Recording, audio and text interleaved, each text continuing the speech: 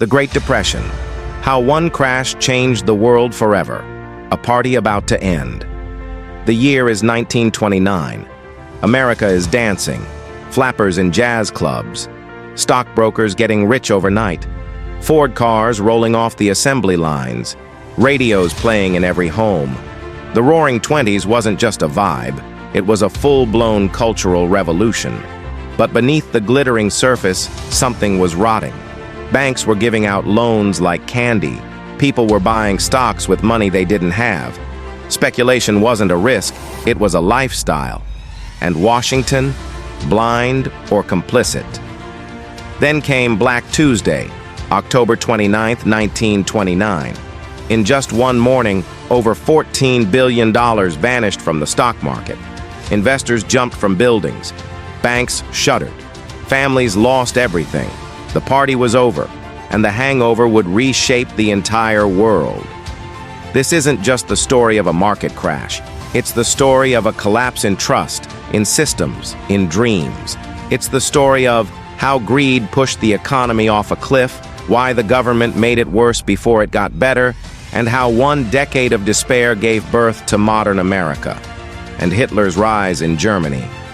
Strap in. Because what happened during the Great Depression could happen again. The boom before the bust, the roaring mirage. After World War I, America emerged as the world's top industrial and financial power. Factories were booming, wages rising, and technology transforming daily life.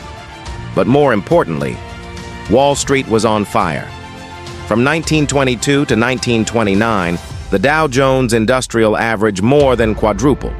Everyone wanted in: farmers, teachers, secretaries, even teenagers with summer jobs. And banks, they were handing out margin loans, allowing investors to buy stocks with as little as 10% down. That means if you wanted $1,000 in stock, you only needed $100 in your pocket. The logic was simple. Stocks only go up. A house of cards. But here's what no one noticed, or wanted to admit. Wages weren't rising as fast as profits. Farms were already in crisis from overproduction and falling prices. Banks were overextended with bad loans. And the government refused to regulate Wall Street. By 1929, 40% of all consumer goods were bought on credit. People were living on borrowed time and borrowed money. The final straw? The Federal Reserve raised interest rates to curb speculation, choking credit just as the economy was overheating. The crash.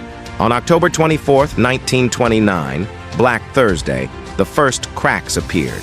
But it was October 29th, Black Tuesday, when the dam burst. 16 million shares traded. Panic selling. Fortunes lost in minutes. By mid-November, over $30 billion had evaporated from the stock market, more than America spent on World War I. But the crash wasn't the depression. It was just the match. The firestorm was yet to come. The spiral into chaos. The banking meltdown. The Great Depression wasn't just about stocks. It was about trust. And when people stopped trusting banks, those banks collapsed.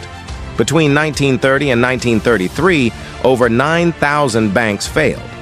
People lined up to withdraw their savings, only to find the vaults empty. Without banks, credit froze, businesses shut down, workers were laid off. By 1933, unemployment hit 25%. That's 1 in 4 Americans out of work. In some cities, it was over 50%.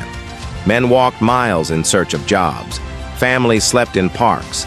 Entire towns went dark. Hoover's failure, President Herbert Hoover believed in rugged individualism. That meant no government handouts, no federal unemployment aid, no direct relief. He called it character building. But to starving Americans, it was cruelty. His few solutions, like the Reconstruction Finance Corporation, only helped big banks and railroads. Breadlines grew, so did resentment. People mocked him by naming shanty towns Hoovervilles. Empty pockets pulled inside out? Hoover flags. One protest turned violent, the Bonus Army March in 1932. Thousands of World War I veterans demanded their promised pensions early. Hoover sent in the military, tanks and tear gas against veterans. America watched in horror. The global domino effect. America wasn't alone. Because of how tightly global economies were linked, the Depression became worldwide.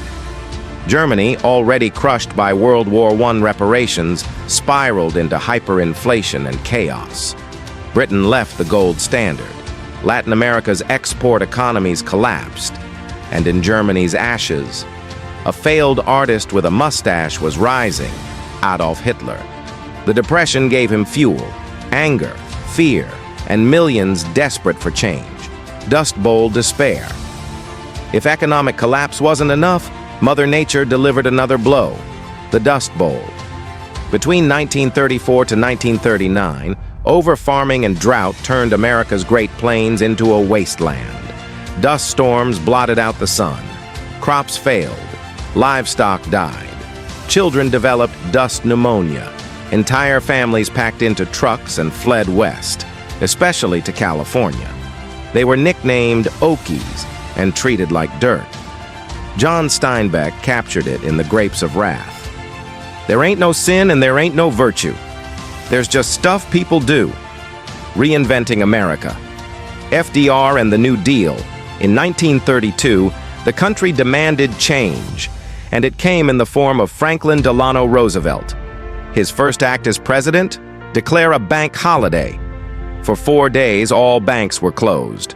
Then only those deemed financially sound could reopen. It worked. Confidence returned. Then came the New Deal, a sweeping set of reforms that reshaped American life. Key programs included CCC, Civilian Conservation Corps, gave young men jobs planting trees, building parks, and restoring forests. WPA, Works Progress Administration, employed millions building roads, bridges, schools, and even hiring artists and writers. Social Security Act, guaranteed income for the elderly and unemployed. FDIC, guaranteed bank deposits. No more lost savings. SEC, regulated Wall Street to prevent future crashes. FDR didn't just give people jobs, he gave them hope, critics, and consequences, but not everyone cheered. Business leaders called him a socialist. Southern Democrats resisted racial equality in New Deal programs, and the Supreme Court struck down some reforms as unconstitutional. So FDR tried something radical, packing the court by adding more justices. He failed, but the threat worked. The court stopped blocking his reforms. The economy slowly improved. But it wasn't the New Deal alone that ended the Depression. The war that ended it. It was World War II. When Hitler invaded Poland in 1939 and Japan attacked Pearl Harbor in 1941, America mobilized for war. Factories roared back to life. Unemployment dropped to near zero. Women entered the workforce en masse. War bonds replaced breadlines. By 1945, America was richer, stronger, and more united than ever before. But it had taken 16 years, one New Deal, and a world war to get there. Lessons never learned. The Great Depression taught America painful lessons. Or did it? It showed us that unchecked greed, corporate excess, and lack of regulation could destroy even the strongest economy.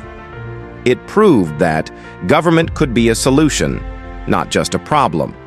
And it reminded us that economic pain often leads to political extremism, whether in Nazi Germany or elsewhere. But here's the kicker. In 2008, we saw banks gamble again and crash. In 2020, we watched millions lose jobs overnight. And today, the wealth gap is wider than in 1929. The Great Depression didn't just happen once, it keeps echoing. So next time Wall Street throws a party, ask yourself, who's cleaning up the mess? And what's the cost when the music stops? Because as history shows, the crash is never the end. It's just the beginning.